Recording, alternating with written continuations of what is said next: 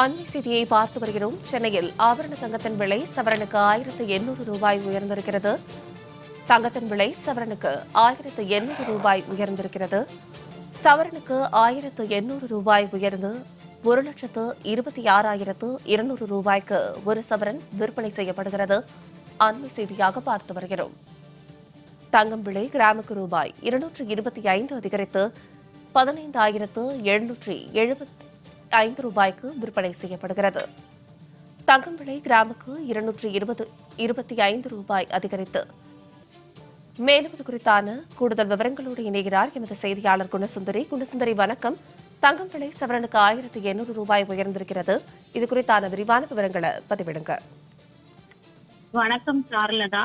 ஆபரண தங்கத்தின் விலை கிராமிற்கு 225 ரூபாயும் சவரனுக்கு 1800 ரூபாயும் உயர்ந்து 1 கிராம் 15,775 ரூபாய்க்கும் ஒரு சவரன் 1,26,200 ரூபாய்க்கும் விற்பனையாகிறது.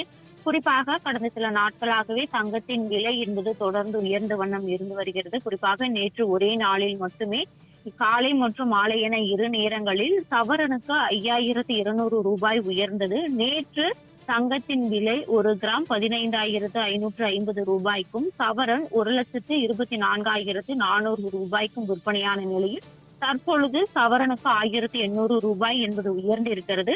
உயர்ந்து 1 கிராம் 15,775 ரூபாய்க்கும் ஒரு சவரன் 1,26,200 ரூபாய்க்கும் விற்பனையாகிறது. குறிப்பாக தங்கத்தின் விலை தொடர்ந்து உயர்ந்து வருவது ஏழை எளிய மக்களிடையே மீண்டும் தங்கத்தை வாங்க முடியுமா என்ற ஒரு கேள்வியை ஏற்படுத்தி வருகிறது. குறிப்பாக தமிழ்நாட்டை பொறுத்த வரைக்கும் பொதுமக்களுக்கு தங்கத்தின் மீதான ஒரு ஈர்ப்பு என்பது தொடர்ந்து இருந்து வருகிறது. குறிப்பாக தங்கத்தின் மீது ஒரு முதலீடு செய்தோமானால் அது ஒரு பாதுகாப்பான முதலீடாக கண்டு வரும் சூழலில் தற்பொழுது தங்கத்தின் விலை என்பது தொடர்ந்து உயர்ந்த வண்ணம் இருப்பது அவர்களிடையே மக்களிடையே மீண்டும் தங்கத்தின் மீது முதலீடு செய்ய முடியுமா, வாங்க முடியுமா என்ற பல்வேறு கேள்விகளை தொடர்ந்து ஏற்படுத்தி வருகிறது. இந்நிலையில் தற்பொழுது தங்கத்தின் விலை எவ்வாறு உயர்ந்து கொண்டு இருக்கிறது, அதே அளவிற்கு வெள்ளியின் விலையும் தொடர்ந்து உயர்ந்து வருகிறது. இன்று தற்பொழுது வெள்ளி கிராமிற்கு 5 ரூபாய் என்பது உயர்ந்து 1 கிராம் 325 ரூபாய்க்கு விற்பனையாகிறது. விரிவான விவரங்களுக்கு நன்றி குணசுந்தரி.